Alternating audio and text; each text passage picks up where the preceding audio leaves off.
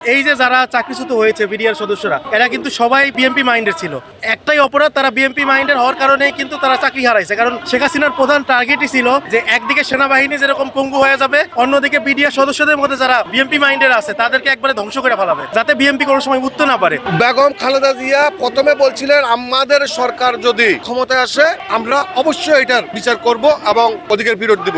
আজকে হয়তো বেগম খালেদা জিয়া দেশ তিনবারের প্রধানমন্ত্রী, আপসীন প্রধানমন্ত্রী, উনি যদি জীবিত থাকতেন হয়তো আজকে আমরা এই শাহবাগ মোড়ে আমরা দাঁড়ানো লাগতো না বা কান্দাকারি করা লাগতো না। তো বেগম খালেদা জিয়ার ছেলে হিসেবে আমরা জনাব তারেক রহমান স্যারের কাছে অনুরোধ করতেছি, আপনি আপনার মায়ের কথাটা বাস্তবায়ন করুন। বারবার আমাকে বলা হয়েছিল সাক্ষী দাও, সাক্ষী দেয় নাই, তাই আমাকে মিথ্যা অভিযোগ করে জেলে পাঠিয়ে দিয়েছে। আমরা অসহায় বিডিআর, আমরা জানি পুনরায় চাকরি ফিরে পাই, এখন সরকারের কাছে আকুল আবেদন করেছে। আমার বাবা বলেছিলেন যে আমি আমার বিডিআর ভাইদের বিরুদ্ধে সাক্ষী দিতে পারবো না, কারণ আমি কিছু দেখি নেই, আমি বাসায় ছিলাম এবং আমার ভাইরা, আমি জানি এদের সাথে আমি ছোটবেলা থেকেই একসাথে এই বিডিআর জয়েন থেকে একসাথে ট্রেনিং করেছি।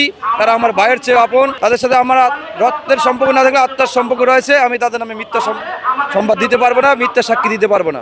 আসলে পুরা সাক্ষীটা ছিল তাদের বানানো, তারা যেভাবে বলবো সেভাবে সাক্ষী দিতে হবে, তাদের মন মতো সাক্ষী দিতে হবে। কিন্তু আমার বাবা এতে নারাজ হয়ে সাক্ষী দিতে রাজি হয় নাই, পরে তাকে জেলে পাঠিয়ে দেওয়া হয়। ঈদ লাগছে মনে, খুশির জোয়ার সবখানে, আরে ঈদ লাগছে মনে, বিকাশ পেমেন্ট সবখানে। পিলখানার ভিতরে মাত্র 5টা ইউনিট, আর পিলখানার বাইরে আর 49টা ইউনিট, সর্বমোট আমাদের 52টা স্থাপনা। পিলখানার ভিতরে বাইরে হাজার হাজার বিডিআর সদস্যকে চাকরিচ্যুত করা হয়েছে। এখানে আপনারা শুনলে আশ্চর্য হয়ে যাবেন, যারা এই ঘটনা দেখছে তাদেরকে কাউকে বিভিন্ন মেয়াদে সাজা, কাউকে ফাঁসি, কাউকে যাবজ্জীবন।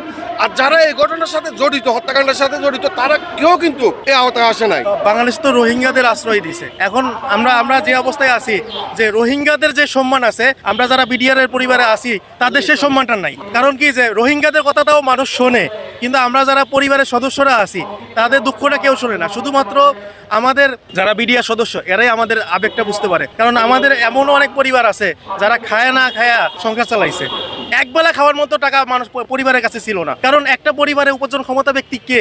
বিডিআর সদস্য। যখন সেই বিডিআর সদস্যটাই জেলে থাকে, তার পরিবারে কি অবস্থা হয়?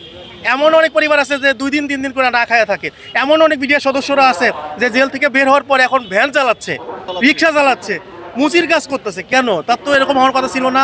রিটায়ার্ড করার পরে সে একটা টাকা পেতো, সেই টাকা দিয়ে সে সারা জীবন পায়ের উপর পা তুলে আরামে খাইতো। যে আজকে রাজকীয়ভাবে চলতো, সে আজকে ভ্যান চালায় খায়। এটা তো আমাদের দেশেই না। আমি প্রধানমন্ত্রীর কাছে একটাই আবেদন করব যে উনাদের, অর্থাৎ বিডিআর সদস্যরা যারা আছি, মানে বিডিআর পরিবার যারা আছি, তাদের সম্মানটা ফেরত দিতে। 3 বছর সাজা হয়েছিল। খুব কঠিন অবস্থায় দিন যাপন করতেছি। কি করব, আমরা অসহায় অবস্থায়, ছেলেমেয়ের চাকরি নাই, খুব কষ্টে জীবন যাপন করতেছি। সরকার যদি সহায় হয় আমাদের পুনরায় একটু বিবেচনা করতেন, তাই আমরা একটু খুশি হতাম।